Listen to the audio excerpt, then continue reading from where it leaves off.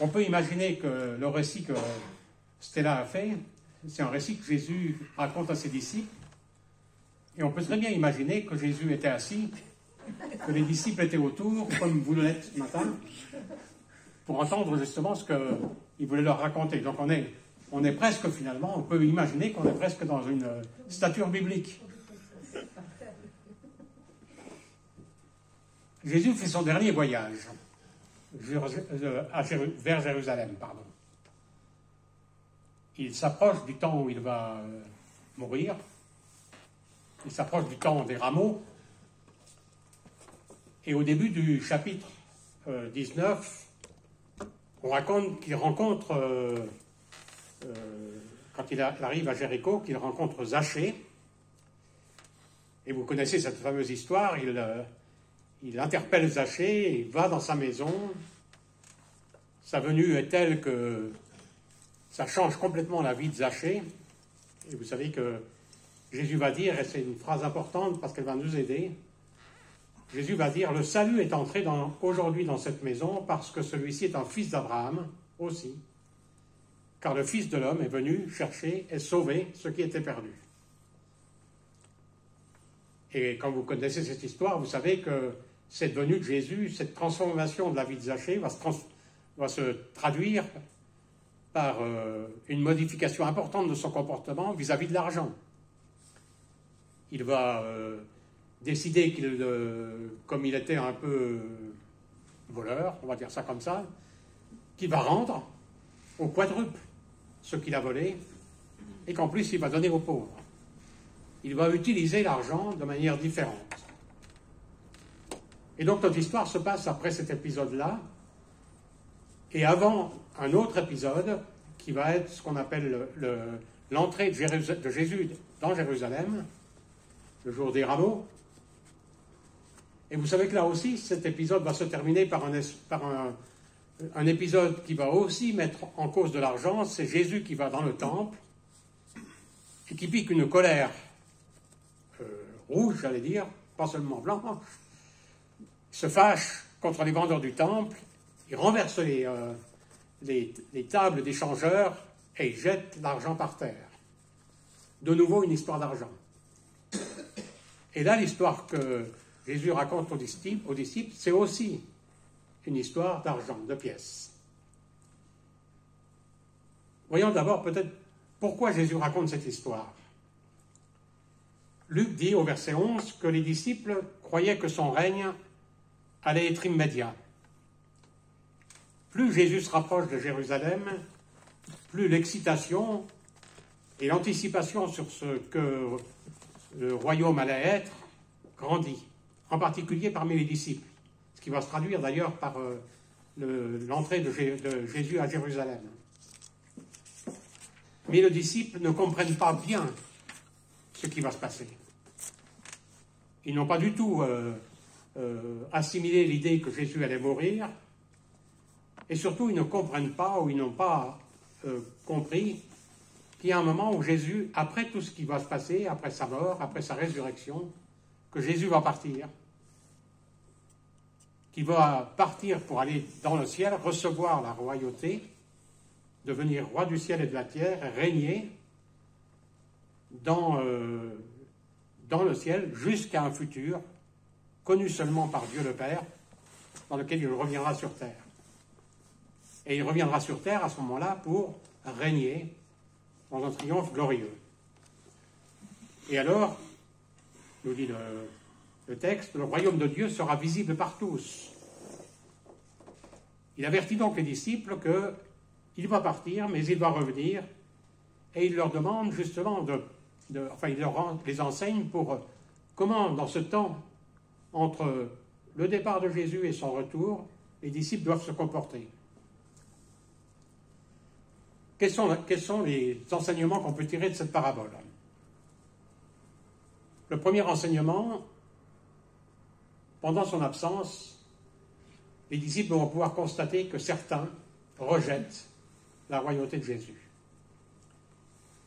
La parabole qu'on a entendue, elle est en fait un peu compliquée parce que c'est au fond deux histoires, l'une dans l'autre. Il y a une première histoire très courte qui commence au verset 14, dans lequel il nous a dit que des gens refusent que Jésus règne sur eux. Nous ne voulons pas qu'il règne sur nous. Et cette histoire très, très brève se traduit par la fin, qu'on trouve au verset 27, avec ce jugement bref et solennel, sans appel. Ces gens-là seront rejetés. Pour ces gens qui refusent toute l'œuvre de Jésus-Christ, ce qu'il a fait à la croix, le jugement est sans appel, sévère. C'est la mort spirituelle, l'abandon, l'impossibilité de la vie éternelle. C'est un signal fort que Jésus donne là. Un panneau danger pour tous les hommes qui nous pose cette question: qu'est-ce que nous faisons face à l'offre de salut que nous propose Jésus? La grâce, l'amour incommensurable de Jésus exprimé à la croix impose un choix radical. On est pour ou on est contre. Il n'y a pas d'alternative à ce choix. Jésus va dire ça, par exemple. Une fois, il va dire: celui qui n'est pas avec moi est contre moi. Et celui qui n'assemble pas avec moi disperse. Et c'est un enseignement que le peuple d'Israël avait eu depuis longtemps, quand, par exemple, en Deutéronome, quand le Seigneur dit, enfin, quand Josué dit, non, c'est Moïse peut-être, je ne sais plus, je prends aujourd'hui un témoin contre vous, le ciel et la terre. J'ai mis devant toi la vie et la mort, la bénédiction et la malédiction. Choisis la vie afin que tu vives. Un choix radical. Et c'est donc un avertissement solennel que Jésus adresse à tous ceux qui refusent de le reconnaître comme roi. S'ils persistent, ils seront jugés, condamnés, car ils se sont opposés au vrai roi du ciel et de la terre. Ils ont refusé de reconnaître son règne. Ils refusent le pardon de Dieu et persistent dans leur comportement. C'est vrai que Pascal nous a dit dimanche dernier, en faisant allusion au texte de Jean 3, verset 17 par exemple, que Jésus est venu non pas pour condamner, qu'il est venu pour sauver. Mais ceux qui refusent ne peuvent pas avoir le privilège de devenir enfants de Dieu. Jésus a tout fait pour le salut des hommes, jusqu'à accepter la mort sur la croix, la mort ignoble sur la croix. Et donc ceux qui refusent ce salut merveilleux, il ne reste que la colère divine. L'amour infini de Dieu pour nous impose un choix infini. Il y a seulement deux réactions par rapport à cet amour-là.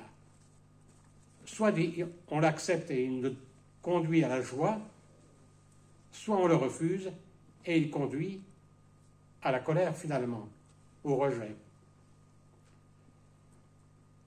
C'est bien comme le roi que Jésus va revenir quand il reviendra. Le deuxième enseignement, et maintenant c'est celui du récit le plus important, celui des serviteurs et des mines, et de leurs mines. J'ai intitulé le deuxième enseignement « Jésus récompense ses serviteurs pour leur travail qu'ils ont accompli quand il revient ». Premièrement, Jésus donne à ses serviteurs une mine, une pièce d'or grecque, équivalente à 4 mois de salaire à peu près. Et il leur demande de faire fructifier ce capital jusqu'à son retour. Dans la parabole de Luc, à la différence de la parabole des talents qu'on trouve en Matthieu 25, chaque serviteur reçoit la même somme, une mine. Les deux paraboles ont beaucoup de points communs, mais ça c'est un point différent que j'aimerais voir ensemble avec vous. J'aimerais regarder ensemble ce que cela veut dire. Jésus donne à chacun des serviteurs la même somme, une mine.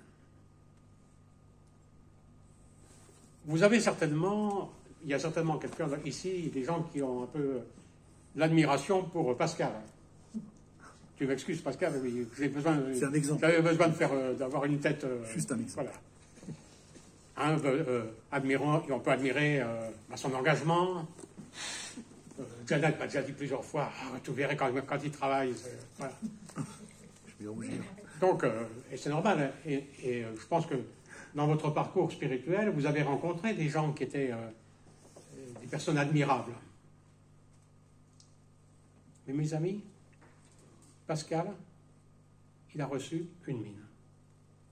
Et vous avez reçu une mine.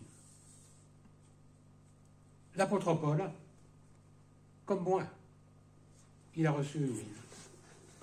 Nous avons tous reçu ce même capital de départ.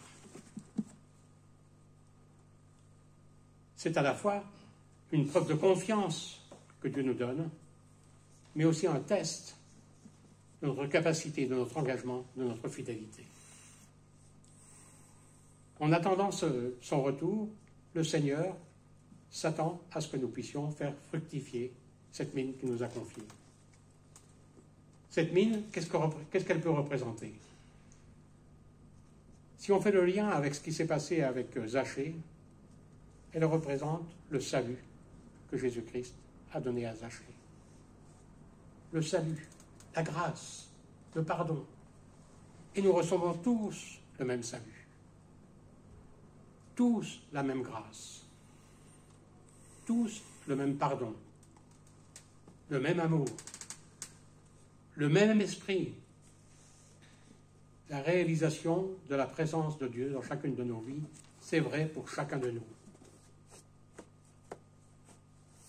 Comment les serviteurs de Jésus-Christ peuvent-ils multiplier fidèlement ce salut qui est acquis dans ce que Jésus nous donne?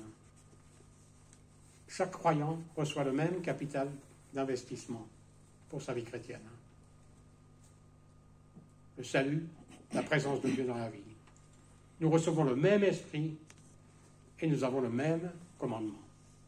Faites fructifier cet argent par votre travail jusqu'à ce que je revienne. Portez du fruit. Le Seigneur nous demande de multiplier notre capital spirituel, d'investir l'Évangile, d'augmenter la bonne nouvelle du salut par Christ. Comment est-ce qu'on met en avant l'œuvre de l'Évangile? Enfin, comment on met, l'Évangile à l'œuvre dans notre vie? J'ai choisi dans tout ce passage un vocabulaire d'économiste. La gestion des choses que Dieu nous donne. Un bon économiste, c'est celui qui est à l'affût de toute possibilité d'investissement, de toute possibilité d'augmenter le rendement de ce qui lui a été donné. C'est une invitation pressante à porter du fruit en utilisant les moyens que Dieu nous donne, sa grâce, son salut, mais aussi tous les moyens qu'il met à notre disposition, la prière, la présence de son esprit, la présence de son esprit dans nos vies. Je vais m'arrêter 2 minutes pour essayer de vous illustrer ce que je suis en train de vous dire. On est dans la salle, une bonne trentaine.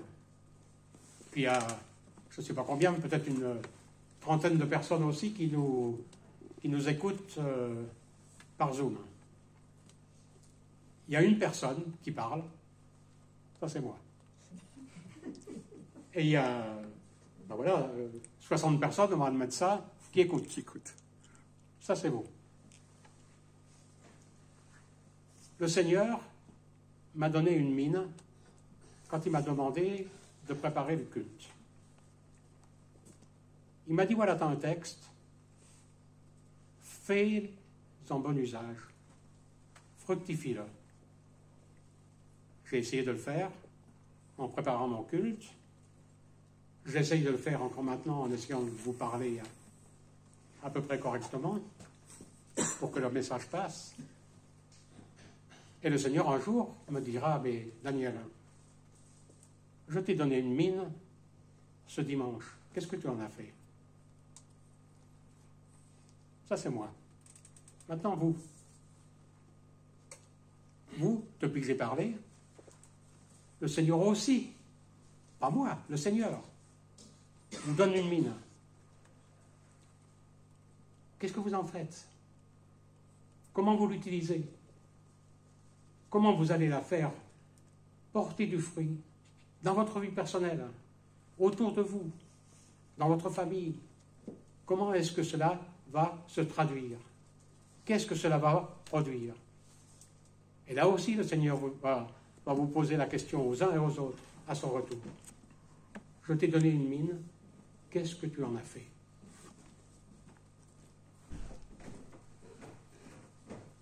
Nous avons tous donc cette même capacité, finalement. Et quand on regarde, c'est un merveilleux message. Ça veut dire quoi? Ça veut dire qu'on est unis. On est unis, on est exactement la même vocation. Un même appel. On a un travail et on a le même contrat. Exactement le même contrat. Il nous donne le même capital de départ et il s'attend à ce que les uns et les autres, nous puissions faire fructifier ce capital qu'il nous a donné.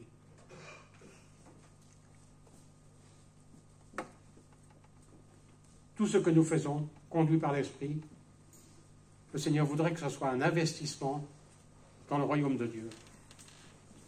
Et je pense que ça doit aussi nous interroger. Nous avons tendance, nous souhaitons souvent capitaliser pour notre vie future.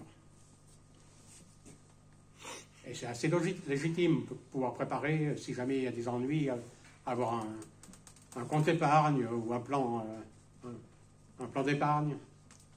Le Seigneur nous invite à capitaliser dans son royaume. Là, à cet endroit où il n'y a ni voleur, ni teigne, pour détruire ce que nous avons pu mettre de côté. C'est l'idée de dire, j'investis pour le moment où je serai avec le Seigneur, où Dieu régnera. Le troisième enseignement qu'on peut tirer de cette parabole, c'est que Jésus récompense la fidélité de ses serviteurs à son retour. Cela nous a lu. Jésus dit, au verset 15 à 19, « Lorsqu'il fut de retour après avoir été désigné comme roi, il fit venir ses serviteurs auxquels il avait donné de l'argent afin de savoir quel bénéfice chacun avait fait. Le premier se présenta et dit, « Seigneur, ta pièce d'or en a rapporté 10. »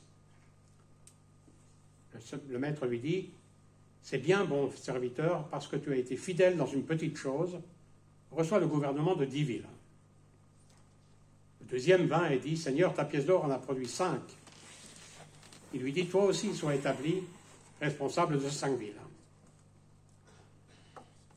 Jésus est retourné à son Père céleste, il a reçu sa royauté et il revient sur terre pour régner de manière visible. Dieu lui a donné un royaume. Il exerce alors sa pleine autorité et il demande des comptes. Un jour, Jésus reviendra. Il examinera ses serviteurs pour voir à quel point ils ont été fidèles.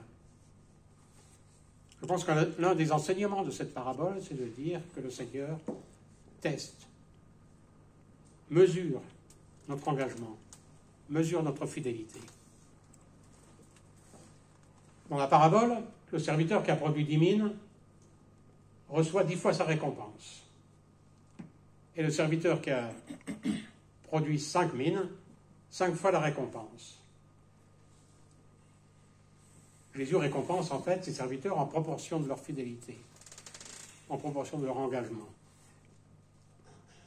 Alors que l'entrée au ciel de tous les enfants de Dieu, de tous les chrétiens est la même, les récompenses par rapport à ce qu'ils ont fait sont différentes. Je vais avouer avec humilité que je ne sais pas ce que sera réellement notre statut dans ce royaume. Je ne sais pas ce que sera notre action quand Jésus régnera. Et d'ailleurs, il faut remarquer que le Seigneur ne le dit pas. Ça reste mystérieux. Je ne sais pas bien non plus qu'est-ce que veut dire Jésus quand il parle aux 2 serviteurs qu'ils vont avoir la responsabilité de 10 villes ou de 5 villes. Je ne vois pas bien ce que sont les villes et je ne vois pas bien ce que c'est que la responsabilité. Et par contre, je pense que ce qui est clair, c'est que le Seigneur donnera aux serviteurs qui ont été fidèles une récompense dans son royaume. Ce qui est clair, c'est que ce que nous faisons de notre temps, de notre argent maintenant, aura des conséquences dans le royaume de Dieu. Pour faire face à cette exigence, le Seigneur ne se contente pas de nous dire qu'il faut faire fructifier le capital reçu, il nous donne aussi la recette du succès. Il nous donne la recette du succès dans un merveilleux texte qu'on trouve dans l'évangile de Jean, au chapitre 15. Pour faire fructifier réellement ce qu'il a mis en nous, le Seigneur nous dit, il y a un secret, c'est de demeurer en lui. Rester attaché à lui, attaché par la prière, attaché par la parole, attaché par l'obéissance à sa loi, attaché aussi par la repentance et le pardon, attaché à lui par la communion avec lui et les uns avec les autres. Voilà les secrets pour réellement porter du fruit. Et Jésus le dit, sans moi, vous ne pouvez rien faire dans ce texte. Et il va terminer en disant, si nous portons beaucoup de fruits, alors le Père sera glorifié et nous serons réellement ses disciples. Moi, ce qui m'encourage dans ce texte, dans cette parabole des mines, c'est que Jésus ne fait aucun reproche à celui qui n'a rapporté au roi que 5 mines. Il lui dit la même chose à celui qui a 10 mines. Dieu sait pourquoi il n'a pas pu produire plus que cela. La parabole ne le dit pas. D'ailleurs, entre parenthèses, elle ne parle pas non plus de 7 autres serviteurs, puisqu'ils étaient 10, et qu'il n'y en a que 3 dont on parle. Mais ça veut dire quoi? Ça veut dire que le Seigneur, ce n'est pas la quantité de choses que nous faisons qu'il attend de nous. Ce qu'il attend de nous, c'est que nous puissions nous engager avec nos capacités, avec nos moyens, pour réaliser ce qu'il attend de nous. Celui qui a qui a seulement fait 5 mines, il a porté du fruit. Il n'a certes pas atteint le niveau de maturité du premier, mais on a pu constater qu'une véritable œuvre du Seigneur s'est faite dans sa vie. Rappelez-vous la parabole du semeur. Il compare la parole de Dieu, ce qui se fait, à une semence. Et que va-t-il dire de cette semence? Cette semence qui tombe dans la bonne terre, donc qui est le symbole de quelqu'un qui effectivement a intégré le royaume de Dieu. Il va dire que cette semence, il y a une semence qui porte 10 grains, 30, 100. Ça dépend de Dieu. Ça dépend des choses que Dieu met dans notre vie. Ce qui dépend de nous, c'est notre engagement. Et je pense même, là je vais interpoler un tout petit peu, je pense même qu'on va parler du prochain serviteur, celui qui n'a rien donné.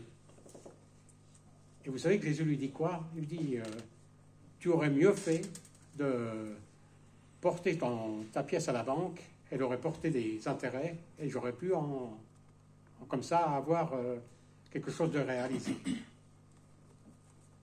Je pense que si le serviteur qui a préféré cacher sa mine avait suivi le conseil de Jésus, constatant son incapacité à pouvoir faire quelque chose, il a demandé au banquier de faire fructifier son capital, il aurait eu le même accueil. Et bien j'arrive donc maintenant à ce quatrième enseignement. Jésus va juger l'infidélité des serviteurs qui n'ont pas réalisé ce que lui demandait. On lit au verset 20, puis un autre 20 disant, « Seigneur, voici ta mine, je l'ai gardée rangée dans un linge, car j'avais peur de toi, parce que tu es un homme sévère, tu prends ce que tu n'as pas déposé et tu récoltes ce que tu n'as pas semé. Alors que les autres serviteurs faisaient tout ce qu'ils pouvaient pour investir l'argent et gagner plus, ce serviteur a préféré cacher ce qui lui était donné, le mettre à l'abri. Ce qui frappe, en plus du fait qu'il n'a pas fait ce que le Seigneur attendait, c'est ses arguments. C'est ne pas de dire non, je n'étais pas capable, mais je ne l'ai pas fait à cause de toi. C'est Dieu qui est mis en accusation. C'est parce que j'avais peur de toi, tu es un homme sévère, et j'avais peur de ce que tu allais faire.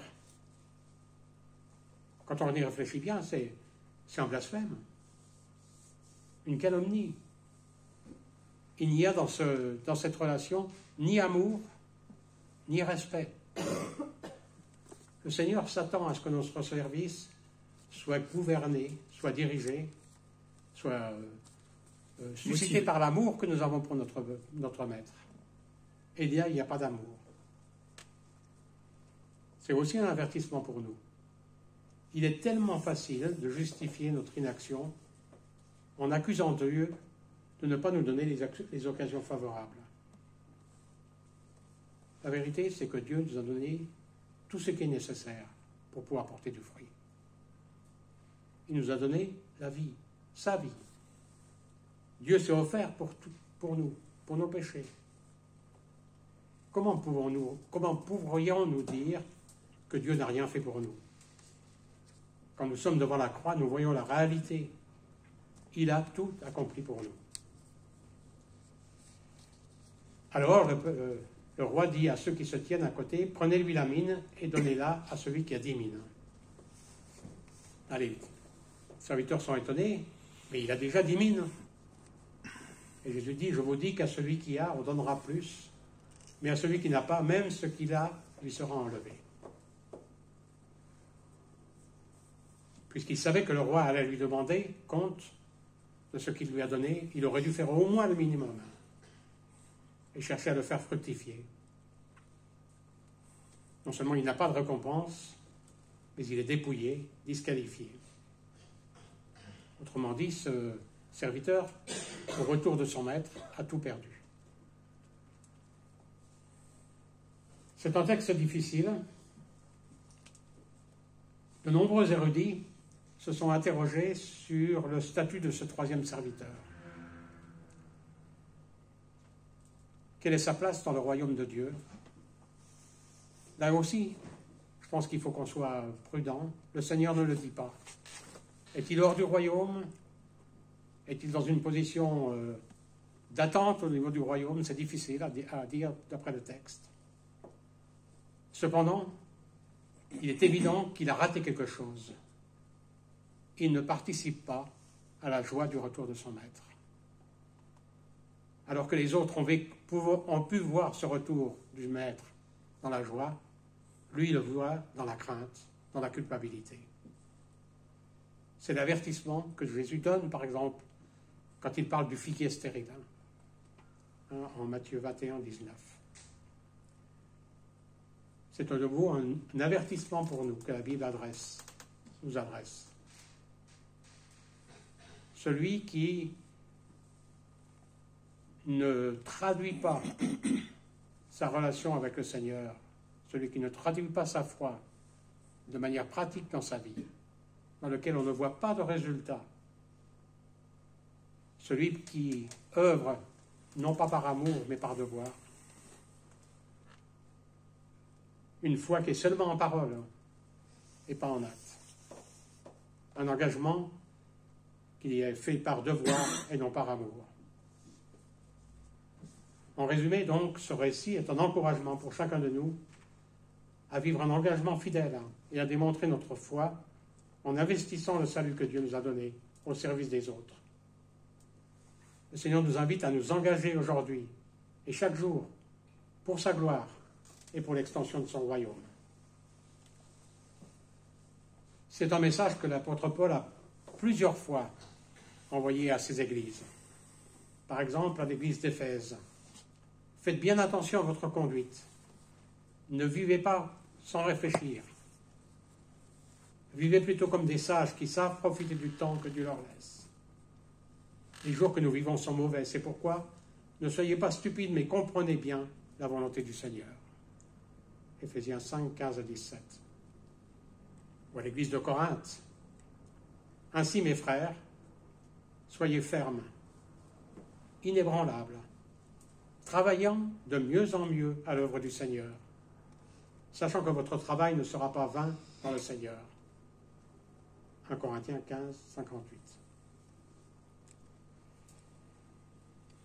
Pour terminer, vous savez que j'ai des marottes.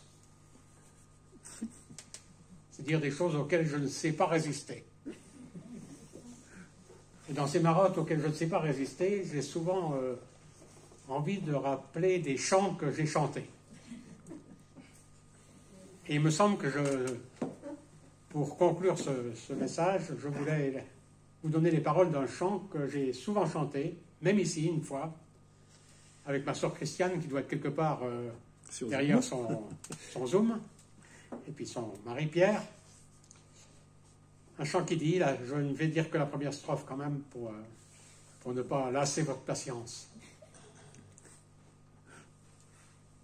Jésus te confie une œuvre d'amour, utile et bénie jusqu'à son retour. Cette sainte tâche, veux-tu l'accomplir pour lui, sans relâche, sans jamais faiblir? Puis le refrain, prie, agis, jour après jour, sans broncher, suis ton Sauveur avec amour. Sois fidèle, obéissant, et le Maître rendra ton travail puissant. Amen. Amen. Juste encore une minute. Une petite info pour terminer. Claude Bécher, que certains connaissent peut-être, a fait il y a une vingtaine d'années une conférence sur ce texte, sur cette parabole, au Centre évangélique de Logne. En cherchant un peu des éléments pour mon message, je suis tombé là-dessus. Il met en avant un aspect un peu différent de celui que je vous ai présenté. Il met en avant surtout l'appel de Jésus à une économie de l'Église plus en accord avec les lois du royaume. Je ne peux que vous encourager à écouter ce texte. On peut trouver l'enregistrement dans un site que d'ailleurs je peux aussi vous encourager à voir régulièrement, un site qui s'appelle Trésor sonore. Il y a énormément de choses d'excellente qualité. Et donc, dans ce site Trésor sonore, si vous allez chercher les conférences que Claude Bécher a faites, vous allez trouver celle sur la parabole des disciples. Voilà. Amen. Amen.